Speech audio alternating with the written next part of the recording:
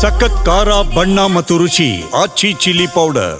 ಸಂವಿಧಾನವನ್ನ ಗಾಳಿಗೆ ತೂರ್ತಾ ಇದೆ ಇಂಡಿ ಒಕ್ಕೂಟ ಅಂತ ಹುಬ್ಬಳ್ಳಿಯಲ್ಲಿ ಸಚಿವ ಪ್ರಹ್ಲಾದ್ ಜೋಶಿ ಕಿಡಿಕಾರಿದ್ದಾರೆ. ಕಾಂಗ್ರೆಸ್ ಪಕ್ಷ ಸಂವಿಧಾನಕ್ಕೆ ಅಗೌರವ ತೋರ್ತಾ ಇದೆ. ಕಾಂಗ್ರೆಸ್ ನ್ಯಾಯಾಂಗಕ್ಕೆ ಗೌರವ ನೀಡೋದಿಲ್ಲ. ತಾವು ಹೇಳಿದಂತೆ ಕೇಳುವ ನ್ಯಾಯಾಧೀಶರು ಬೇಕು ಇವರಿಗೆ. ಸಿಎಂ ವಿರುದ್ಧ ತೀರ್ಪು ಬಂದ್ರೆ ಜಡ್ಜ್ಗಳ ಪದಚ್ಯುತಿ ಮಾಡ್ತಾರಾ ಅಂತ ಹುಬ್ಬಳ್ಳಿಯಲ್ಲಿ ಸಚಿವ ಪ್ರಹ್ಲಾದ್ ಜೋಶಿ ಪ್ರಶ್ನೆ ಮಾಡಿದ್ದಾರೆ. ಸಂವಿಧಾನವನ್ನ ಇಂಡಿ ಒಕ್ಕೂಟ ಗಾಳಿಗೆ ತೂರ್ತಾ ಇದೆ.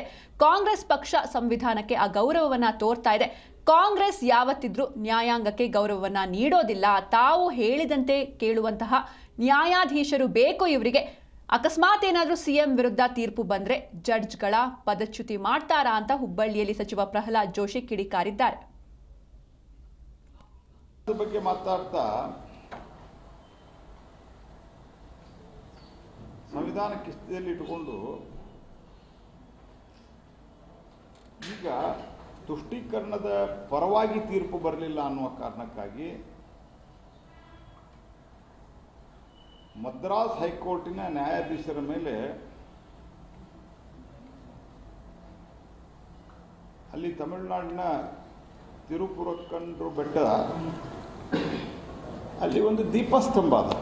ನಾನು ತಮಿಳುನಾಡಿನವ್ರಿಗೂ ಕೇಳಿದೆ ಏನಿದು ವಿಷಯ ಅಂತ.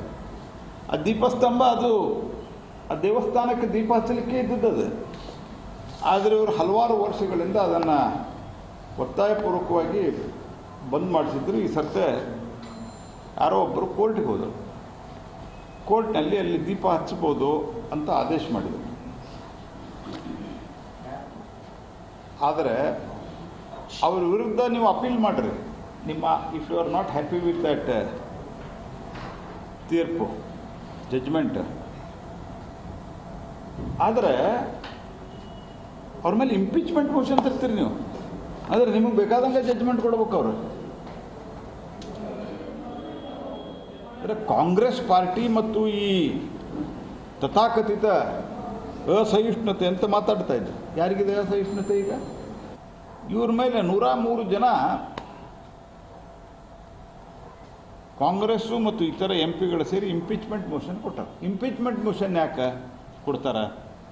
ಜಡ್ಜ್ಗಳನ್ನು, ಹೈಕೋರ್ಟು ಮತ್ತು ಸುಪ್ರೀಂ ಕೋರ್ಟಿನ ಜಡ್ಜ್ಗಳನ್ನು ತೆಗೀಲಿಕ್ಕೆ, ಅಂದ್ರೆ ಅವ್ರನ್ನ ಸರ್ವಿಸ್ನಿಂದ ತೆಗೆದು ಹಾಕಲಿಕ್ಕೆ, ಅವ್ರು ಮಿಸ್ಕಂಡಕ್ಟ್ ಇದ್ರೆ, ಅವ್ರು ಭ್ರಷ್ಟಾಚಾರದಲ್ಲಿ ತೊಡಗಿಕೊಂಡಿದ್ದಾರೆ ಅನ್ನುವಂಥ ಬಂದ್ರೆ,